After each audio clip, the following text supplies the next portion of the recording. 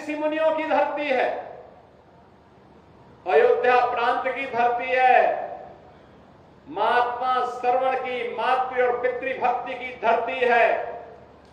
अनेक सिद्धों, संतों, ऋषियों ने अपनी पवित्र साधना से इस धरती को पवित्र किया। तो भारत माता के तमाम सपूतों ने भी भारत की सीमाओं की रक्षा करते हुए देश की आजादी के आंदोलन में और आजादी के उपरांत भी अपना सर्वस्व बलिदान भारत के लिए किया, भारत की माटी के लिए किया। कर्म साधना की धरती है, श्रम साधना की धरती है, और इसीलिए तो यहां का अन्नदाता किसान भी अपनी मेहनत से देश के विकास में अपना योगदान दे रहा है। बहनों और भाइयों, ऐसी पावन धरा को कोटि कोटि नमन करते हुए आप सभी उपस्थित बहनों और भाइयों का अम्बेडकर नगर वासियों को बधाई देते हुए अपनी मैं इस अवसर पर अभिनंदन करता हूं, स्वागत करता हूं। बहनों और भाइयों, ये विकास की परियोजनाएं आज जो आपको प्राप्त हो रहे इतनी आसानी के साथ, सुरक्षा का वातावरण है, आज जो विकास गांव गांव तक पहुंचने के साथ जुड़ रहा है, क्या ये 2017 के पहले भी संभव था क्या? बहनों और भाइयों, 2017 के पहले का उत्तर प्रदेश आप सबसे किसी से भी अछूता नहीं है कि क्या उत्तर प्रदेश के अंदर था, क्या उत्तर प्रदेश के अंदर होता था 2017 के पहले। यही उत्तर प्रदेश है जहां पर हर जिले में समाजवादी पार्टी और कांग्रेस के नेतृत्व में पलने वाले माफियाओं कार्य चलती थी। यह अम्बेडकर नगर में भी चलती थी। याद करिए, हिंदू जागरण मंच के अध्यक्ष, टाडा जनपद के ही निवासी, हमारे एक प्रमुख कार्यकर्ता की हत्या यहां होती है और कोई सुनवाई नहीं होती, कोई सुनवाई नहीं हो रही थी। तब भी मुझे आंदोलन करने के लिए अम्बेडकर नगर जनपद में आना पड़ा था। तब भी हम लोगों ने आंदोलन किया था उस माफिया के खिलाफ और समाजवादी पार्टी की सरकार की अराजकता के खिलाफ।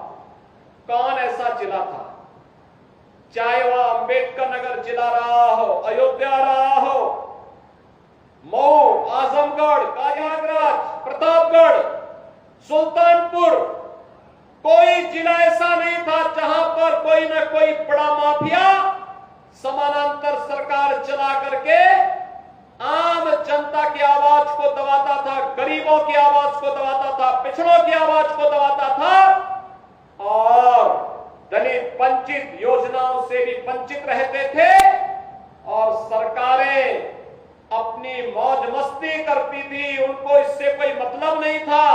उनकी सरकार रहनी चाहिए, बाकी जाए भाड़ में, यही करते थे वे लोग। लेकिन 17 के बाद एक एक करके माफिया कहां चले गए ये भी आप सब जान रहे हैं। माफियाओं की छुट्टी हो गई, माफिया मुक्त उत्तर प्रदेश हो गया। जो लोग पर्व और त्योहार में विघ्न बाधा डालते थे, समाप्त हुई। अब पर्व और त्योहार शांतिपूर्ण तरीके से मनाए जा रहे हैं। बेटी और व्यापारी की सुरक्षा पर जो खतरा पैदा करते थे वे सभी गायब हो गए और जो बचे हैं वे भी अपनी अंतिम यात्रा की तैयारी कर रहे होंगे।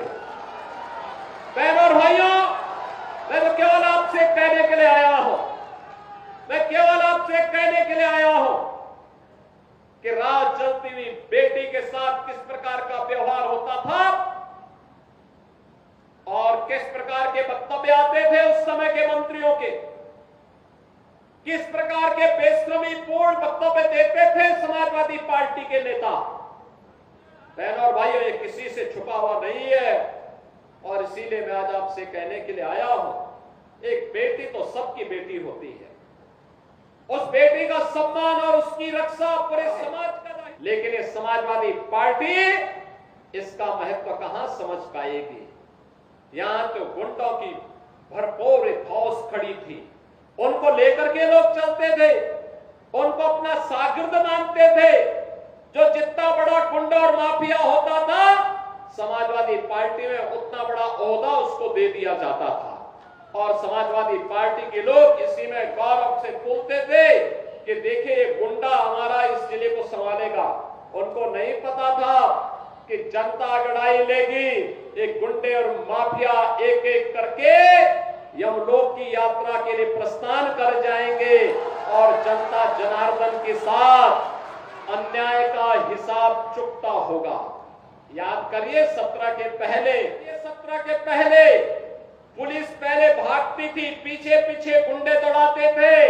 आज 17 के बाद उल्टा हो गया है, अब गुंडा और माफिया भाग रहा है, पुलिस उसको दौड़ा रही है। और अगर उसने कहीं कोई दुस्साहस किया तो फिर वहीं पे राम नाम सत्य है, यह भी तय हो जाता है। बहनों और भाइयों, सरकार चलाने के लिए जज्बा चाहिए, सरकार चलाने के लिए दिल भी चाहिए और दिमाग भी चाहिए। सत्ता वरासत में मिल सकती है, बुद्धि वरासत में नहीं मिलती है। दिमाग भी वरासत में नहीं मिलता है। ये जो लोग सत्ता को अपनी पपौती मानते थे, वे लोग आज समझने लग गए हैं अब उत्तर प्रदेश में कभी उनको वापस नहीं आना है, इसलिए षड्यंत्र करने का प्रयास कर रहे हैं।